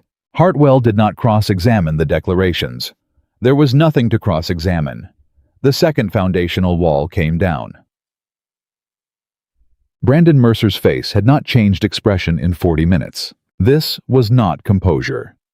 Ethan could see the difference from across the room, the difference between a man who is calm and a man who has locked every external indicator of what is happening inside him, because the alternative is letting the courtroom see it. The jaw slightly tighter than it needed to be. The right hand pressing flat against the table with just a little too much pressure. The eyes that moved to Hartwell every 60 seconds looking for reassurance and found only the careful neutrality of a lawyer managing expectations downward. Brandon had come into this courtroom this morning believing he still had angles. That his resources, his legal team, his 2 decades of navigating situations through force of will and financial pressure would be sufficient to make this go the way he needed it to go. He was beginning to understand that they were not. Hartwell leaned toward him during a brief recess and said very quietly, very precisely, "Brandon, I need you to hear me." "Tell me," Brandon said. "We are losing on the merits," Hartwell said. "Not close. The use of force argument is gone. Rodriguez Marsh, the military declarations taken together, there is no version of this that a judge decides in our favor on substance." He paused. "I want you to consider something. I told you before. I know what you told me. I'm asking you to hear something new." Hartwell's voice dropped further. "Dana Reeves filed with the EEOC 2 days ago. On record. By name. That is now a federal matter separate from this proceeding. Our ability to contain it legally is significantly reduced.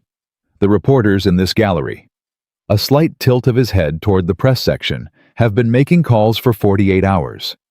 3 of them are close to having something they consider publishable on the 2019 situation. On 2016. Possibly on 2021. Brandon was very still. "If those stories run while this case is still active," Hartwell said, "the court of public opinion collapses what's left of our legal position. The judge reads the news. Judges are human. And we will be standing in this courtroom arguing that a decorated veteran used excessive force while the front page says you spent a decade systematically targeting people you perceived as vulnerable." He stopped. "Let it sit. I cannot win that." The recess was 3 minutes. Brandon spent 2 of them looking at the table. Then he looked at Hartwell. "If I withdraw," he said, very quiet, "what does that look like?" "Managed," Hartwell said. "Controlled. We write the statement ourselves. We move fast. We get ahead of the EEOC story. It's not good, but it's survivable." "And if I don't?" Hartwell said nothing. That was its own answer. Brandon looked across the courtroom at Ethan Walker, who was standing near the defense table talking quietly to Marcus, who was not performing anything, not gratitude, not triumph, not even awareness of being looked at, just standing there present. Attentive, a man in a room dealing with what the room required. The exact same man from the cafe. The exact same. Brandon had spent 2 weeks trying to understand why that infuriated him so much, and he had never fully arrived at an answer that satisfied him. But sitting in this courtroom, watching it happen again, that absolute structural unbotherness, he arrived at something close to it. He hated it because he had never had it. Not once. In 47 years. He had never once been in a room where someone tried to diminish him and not felt it. Never once absorbed an insult without it drawing blood somewhere underneath however many layers of aggression and confidence and expensive suits he piled on top. Every attack he had ever made on another person was a brick in a wall he was building around something vulnerable. And he had been building so long he'd forgotten what the vulnerable thing was. He looked at Ethan Walker. A man who had nothing to prove, had nothing to hide. Brandon had spent his entire adult life proving things. He turned to Hartwell. "Draft the statement," he said. Marcus received the call at 11:47. He stepped out of the courtroom into the hallway, listened for 90 seconds, said, understood twice, and yes once, and came back in with an expression that was professionally controlled over something that was not controlled at all. He sat beside Ethan, leaned close. "He's withdrawing," Marcus said. Ethan looked at him. "When?" "Filing papers this afternoon. His lawyer is requesting a brief recess to prepare documentation." Ethan was quiet. He looked at the table, at his hands flat and still on the surface of it, the same way they had been flat and still in the cafe, the same way they had been flat and still through every part of this. "Okay," he said. Marcus stared at him. "Ethan, he's withdrawing. The case is done. You—" "I know," Ethan said. "You could show a little." "I know, Marcus." Something moved in his face, not a smile, not quite, but the small interior shift of a man who has been holding a great deal of weight and has just felt a portion of it lift. "I know." Marcus looked at him for a moment. Then he leaned back, let out a breath that had been in his chest for 2 weeks. "Your general is going to be insufferable about this," Marcus said. Ethan almost laughed. Almost.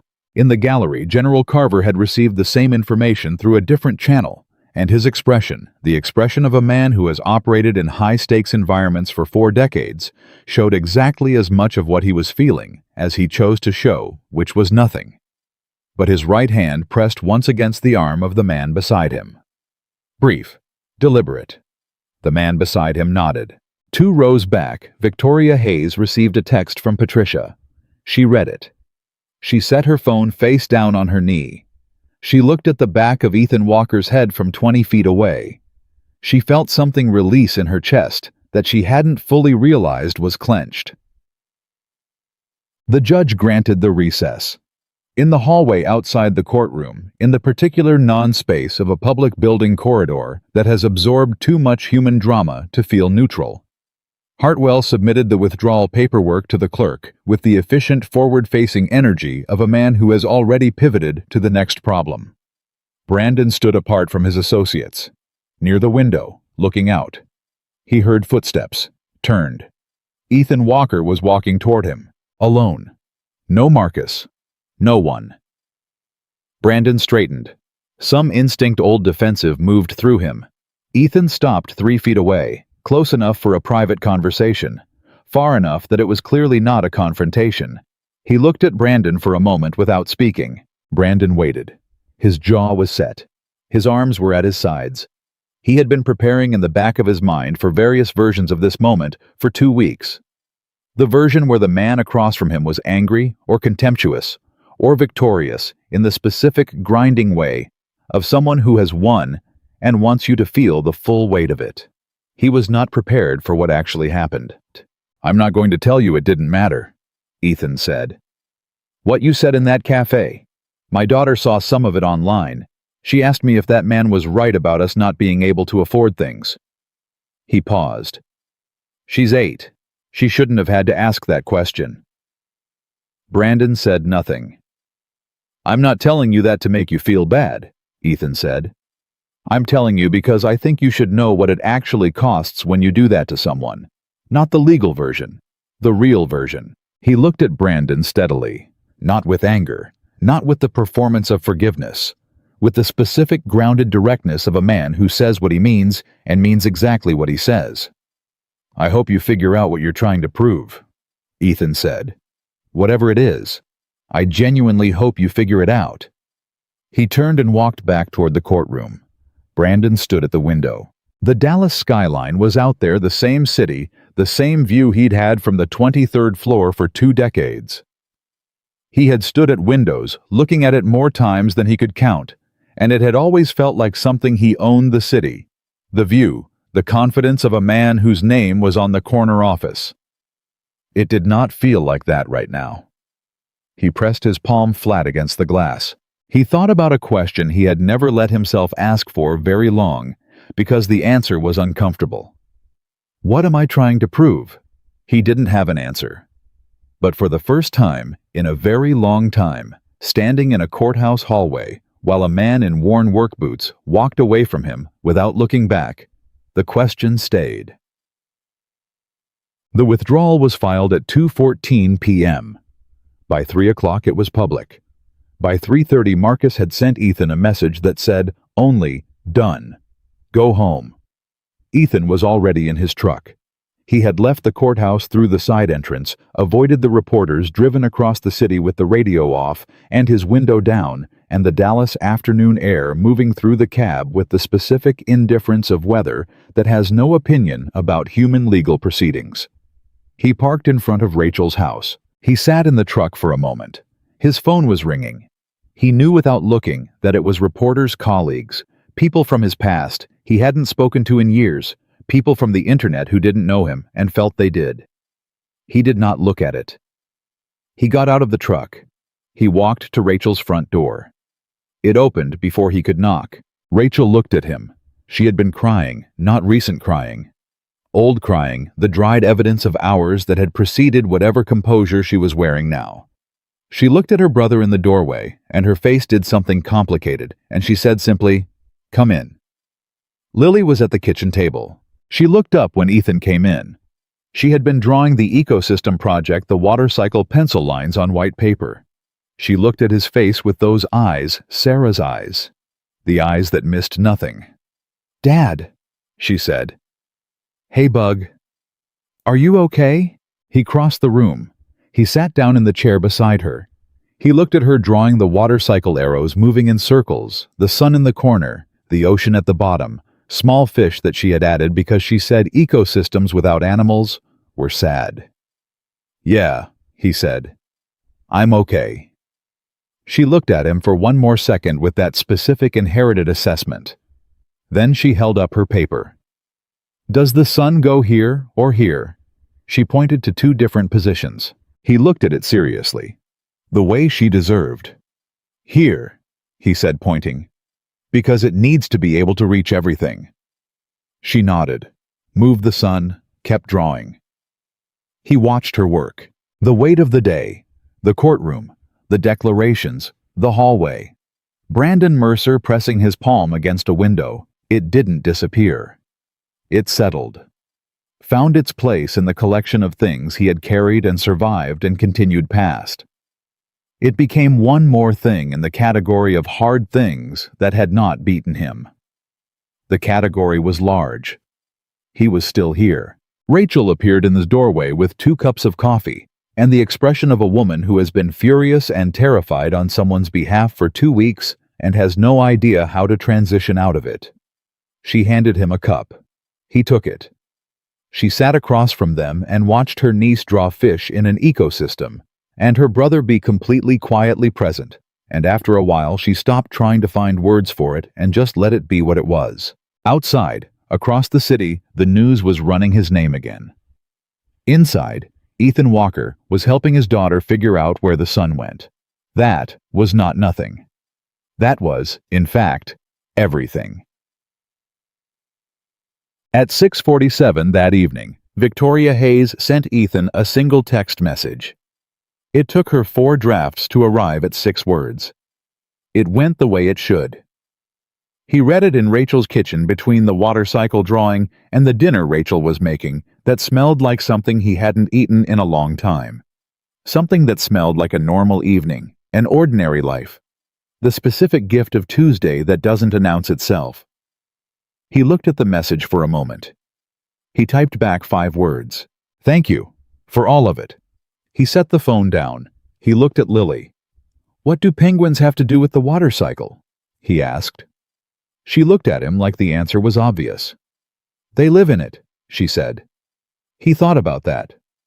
Fair point, he said. She went back to drawing. He picked up his coffee. He stayed.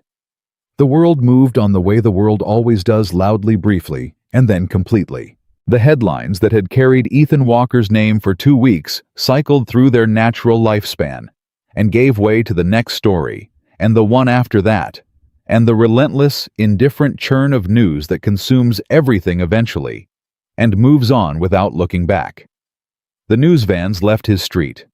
The missed calls tapered, the notifications slowed to a trickle and then to silence. Dallas returned to being Dallas. And Ethan returned to work. Not because the attention had broken him and he was retreating. Because work was what he did. Because Walker Construction had 3 active bids and 2 contracts in progress, and a crew of 4 men who had families of their own and showed up every morning expecting their boss to show up too. Because the life he had built, the deliberate, purposeful, honestly earned life, did not pause for viral moments or courthouse drama, and he had not wanted it to. He was on a job site at 7 in the morning the day after the withdrawal. Hard hat, work boots the same ones, coffee from a gas station because $11 Café coffee was still not something he was going to normalize in his budget. He walked the site, reviewed the progress, answered questions from his crew with the same focused attention he gave everything, and by 8 o'clock it was simply a Tuesday. His foreman, a broad-shouldered man named Darius, who had worked with Ethan since the company's first year, fell into step beside him during a morning walkthrough and said nothing for a full 2 minutes, which was Darius's way of indicating he had something to say and was deciding how to say it. "You good?" Darius finally asked. "Good," Ethan said. "The guys wanted me to say something." Ethan glanced at him. "Say it." Darius was quiet for a beat. "They said to tell you that when this whole thing started, the lawsuit, the news, they talked about it, among themselves, and nobody looked for another job."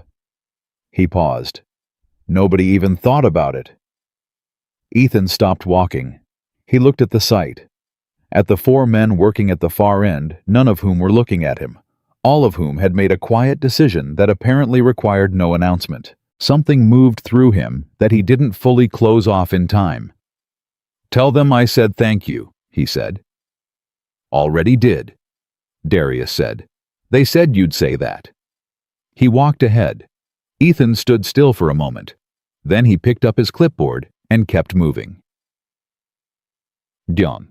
3 weeks after the withdrawal, Brandon Mercer resigned from Continental Supply Group. The announcement came on a Friday afternoon, the corporate communications equivalent of burying something in the backyard, released at 4:55 p.m., when the news cycle was winding down and attention was elsewhere.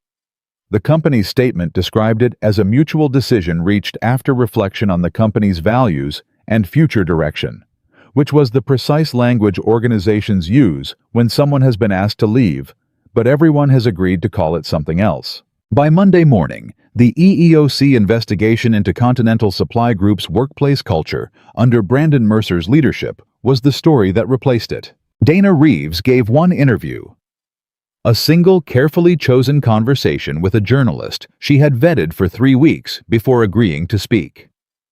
She sat across from that journalist and described in the measured, specific, completely credible way of a person who has rehearsed nothing because she has lived it what it had been like to work at Continental. What Brandon Mercer had done. What it had cost her. What the sealed settlement had required her to carry silently for 2 years. She did not cry in the interview. She had said everything she needed to cry about in private long ago, And what was left was clearer and harder than tears. The interview ran on a Wednesday. By Thursday, 2 other former Continental employees had contacted the journalist independently.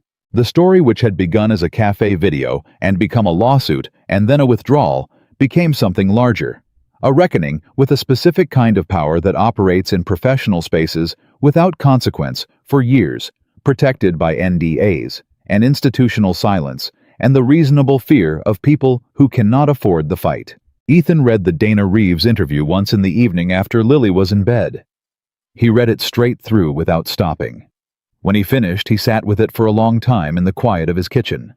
He thought about a woman who had gotten on a plane from Atlanta because Victoria Hayes had told her the truth was still hurting someone else. He thought about courage that doesn't look like action movies.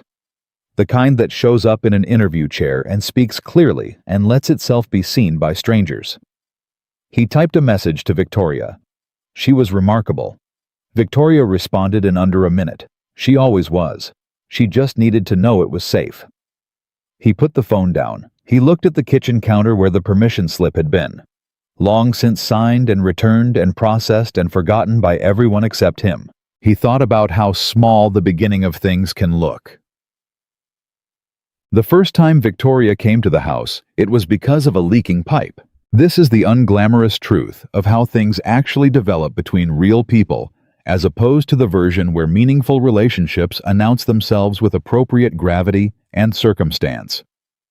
Ethan had mentioned in passing during one of the calls that had become increasingly regular over the 3 weeks since the courthouse that he had a pipe under the kitchen sink that he kept meaning to fix and kept not getting to. Victoria had said with the directness that was simply how she communicated that she was driving past his neighborhood anyway, and she could stop. He had said that wasn't necessary. She had shown up 40 minutes later, not to fix the pipe. She was a CEO, not a plumber, a distinction she made immediately and without apology. She showed up because the calls had been getting longer and the content of them had been moving away from the lawsuit and toward everything else, and she had decided in the practical, forward-moving way she decided most things that whatever this was deserved more than a phone. Lily answered the door. This was not planned. Ethan had been under the kitchen sink when the doorbell rang and had called out for Lily to check who it was. Lily opened the door and looked at Victoria with the direct, unfiltered assessment of an 8-year-old who has not yet learned to disguise her evaluation of strangers. "Are you the CEO lady?" Lily asked. Victoria blinked. "Excuse me. Dad said a CEO helped us. Are you her?" A pause. "I'm Victoria," she said. Lily considered this. "I'm Lily." She stepped back from the door. "Dad's under the sink. He's been under there for a long time. I don't think he knows how to fix it." Ethan emerged from under the sink, at that moment heard the last sentence, and looked at his daughter with the expression of a man who would like to object, but cannot in good conscience do so. Victoria was standing in his doorway trying very hard not to smile. "She's not wrong," Ethan said, standing up, wiping his hands on a cloth. "I genuinely cannot figure out where the leak is coming from." "I cannot help you with that," Victoria said. "I know." "I brought food," she said. She held up a bag that smelled like the kind of Thai restaurant where the portions are enormous, and the decor has never been updated, and the food is extraordinary. Lily's head turned toward the bag with the focused attention of a child who has just completely revised her assessment of a stranger. "I like her," Lily said to no one in particular and walked toward the kitchen. Ethan looked at Victoria. Victoria looked at Ethan. "Sorry about her," he said. "Don't be," Victoria said, and meant it completely. They ate at the kitchen table, the 3 of them. Thai food in containers because nobody had plated it, and Lily monopolized the conversation for the first 20 minutes with a detailed account of a disagreement she'd had with a classmate about whether narwhals were real, a subject on which she had extremely strong feelings and substantial evidence. Victoria listened with her full attention, asked questions, took Lily's side on the narwhal dispute, with the conviction of someone who had researched the matter, which she had not, but recognized immediately which position was correct. "They're absolutely real," Victoria said. "I've seen documentation." "That's what I said," Lily said, with the vindicated intensity of someone whose position has finally been recognized by an authority figure.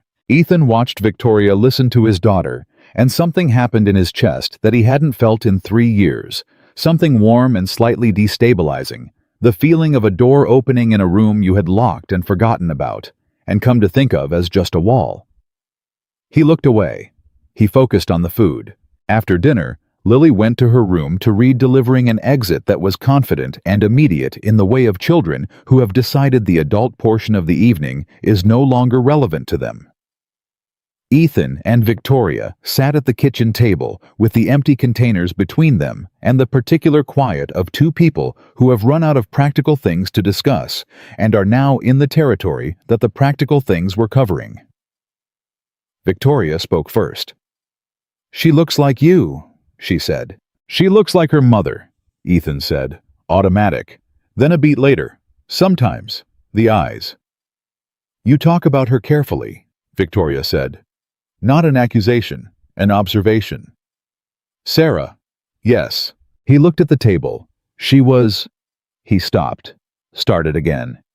"She was the person who made me make sense. When I came back from deployment the last time I was carrying things, and she didn't try to fix it. She just stayed, and eventually the weight redistributed. I don't know how else to describe it." Victoria was quiet. "She sounds like someone I would have liked," she said. "You would have," Ethan said. "She didn't put up with anything that wasn't real. You would have gotten along immediately, and I would have been slightly terrified of both of you in the same room." Victoria smiled. And it was a different smile than the controlled, public-facing expression she wore in boardrooms and press conferences. Something that reached further, landed differently, belonged to a version of her that didn't perform anything. "Can I ask you something?" she said. "Yes. The cafe, when he was saying those things, what were you actually thinking?" Ethan considered the question with the seriousness she had given it. "Permission slip?" he said. She stared at him. "Genuinely," he said. "I was thinking about the permission slip, and whether the bid numbers in my folder were going to be enough to save Paul money without cutting quality, and whether the coffee was worth $11. A pause. "And yes, I heard every word he said, and yes, it registered. I'm not made of stone. But I've been in rooms where the words coming at me were considerably more dangerous than that. You develop not indifference, more like perspective. You learn what actually requires a response and what doesn't. And he didn't require one. He required exactly what he got," Ethan said. "Nothing." She looked at him. "That's the thing I couldn't understand," she said. "In the cafe, I kept watching you and thinking this man is not suppressing anything. He's just organized. On the inside." "Organized," he repeated. "Is that insulting?" "No," he said. "That's probably the most accurate thing anyone's said about me in years." She smiled again. The real one. The pipe under the sink dripped twice distantly, reminding both of them it existed. "I'll call someone tomorrow," Ethan said. "That's probably wise," Victoria said. Ishini.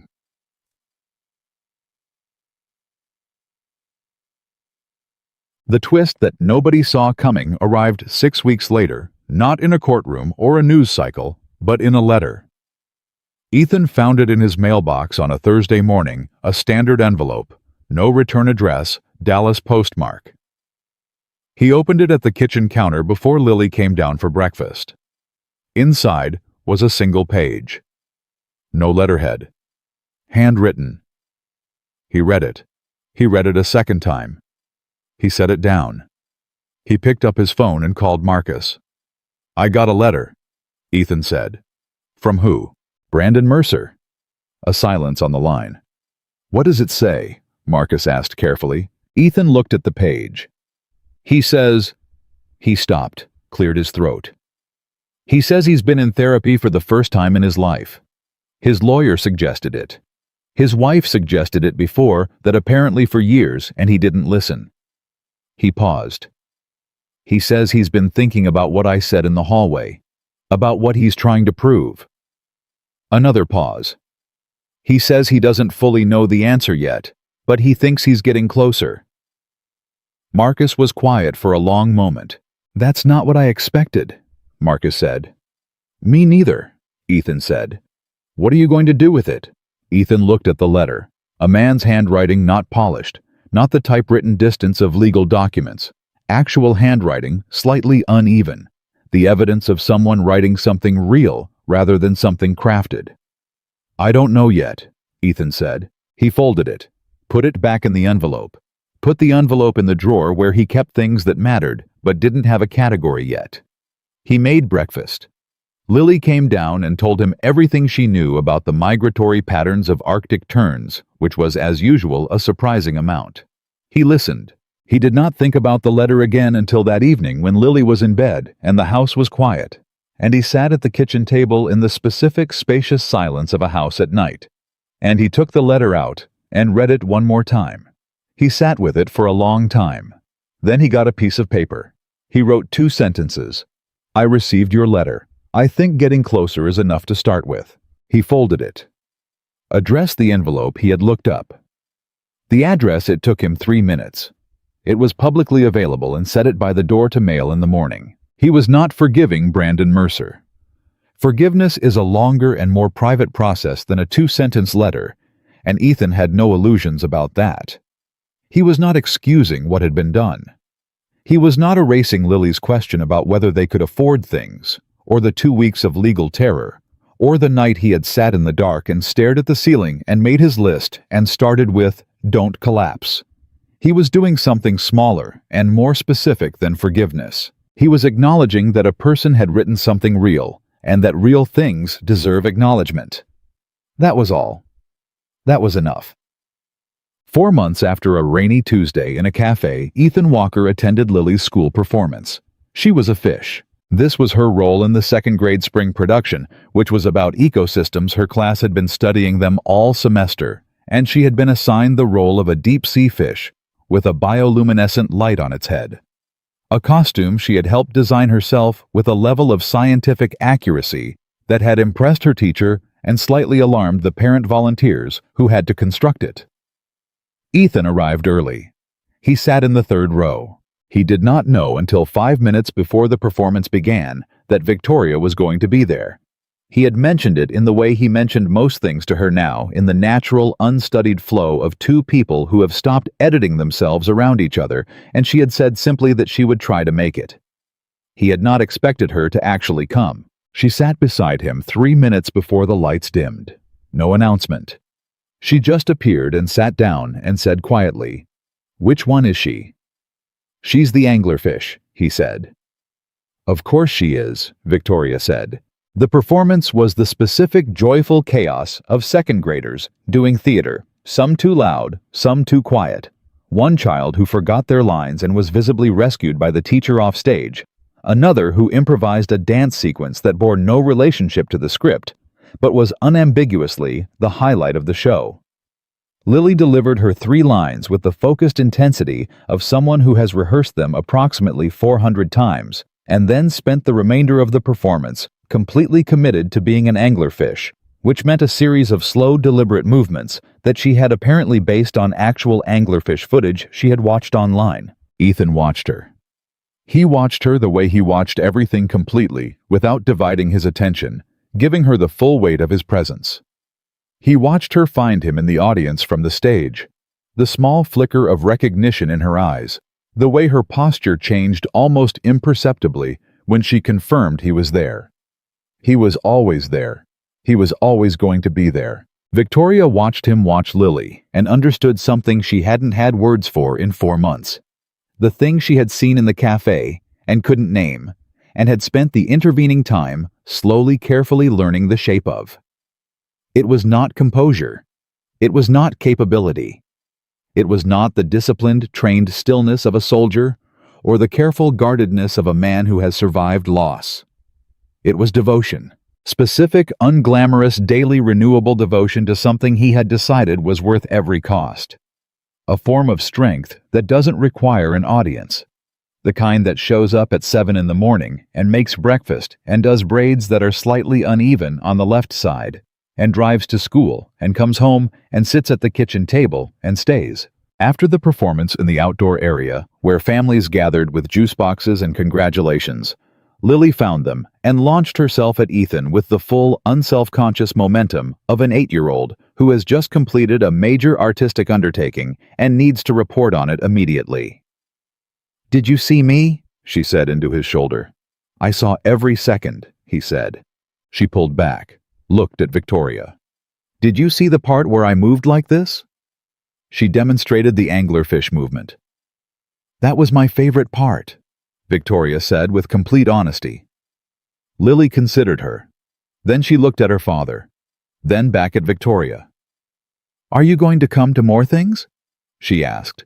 The question landed in the outdoor air with all the simple, devastating directness that only children can achieve, the kind of question that bypasses every defense and every careful framing and goes straight to the actual matter. Ethan looked at Victoria. Victoria looked at Ethan. Something passed between them. Not a decision exactly, because the decision had been assembling itself for 4 months without either of them naming it. More like a recognition. The moment when two people who have been circling something finally look at it directly and find that it's exactly what they thought it was. "Yes," Victoria said. She looked back at Lily. "If your dad is okay with that." Lily looked at her father. Ethan looked at his daughter. At Sarah's eyes looking back at him with their specific, penetrating clarity, and he thought not for the first time that Sarah would have liked Victoria. That Sarah would have recognized her. That Sarah, who had always been better than him at knowing when something was real, would have known immediately. "Yeah," he said. "I'm okay with that." Lily nodded. The matter in her assessment was settled. She reached for the juice box Victoria was holding. "Can I have that?" Victoria handed it over. Lily walked toward a cluster of her classmates' juice box in hand, already reporting on the performance with the authoritative energy of a lead cast member, leaving 2 adults standing in the amber light of a Dallas evening with the particular quiet of people who have just stepped together across a threshold. Months later, when things had settled into the shape of what they were going to be, Victoria sat with Ethan on the bleachers after one of Lily's soccer games. Lily had decided in the weeks following the spring performance that she also needed to be an athlete, which Ethan had supported completely, and which he now spent every Saturday morning supporting from the sidelines. The game had ended. Lily was on the field with her teammates doing something that involved a great deal of running with no apparent destination. Victoria said quietly, "When I first saw you in that cafe, I thought I was looking at a dangerous man." Ethan turned to her. "And now," he said.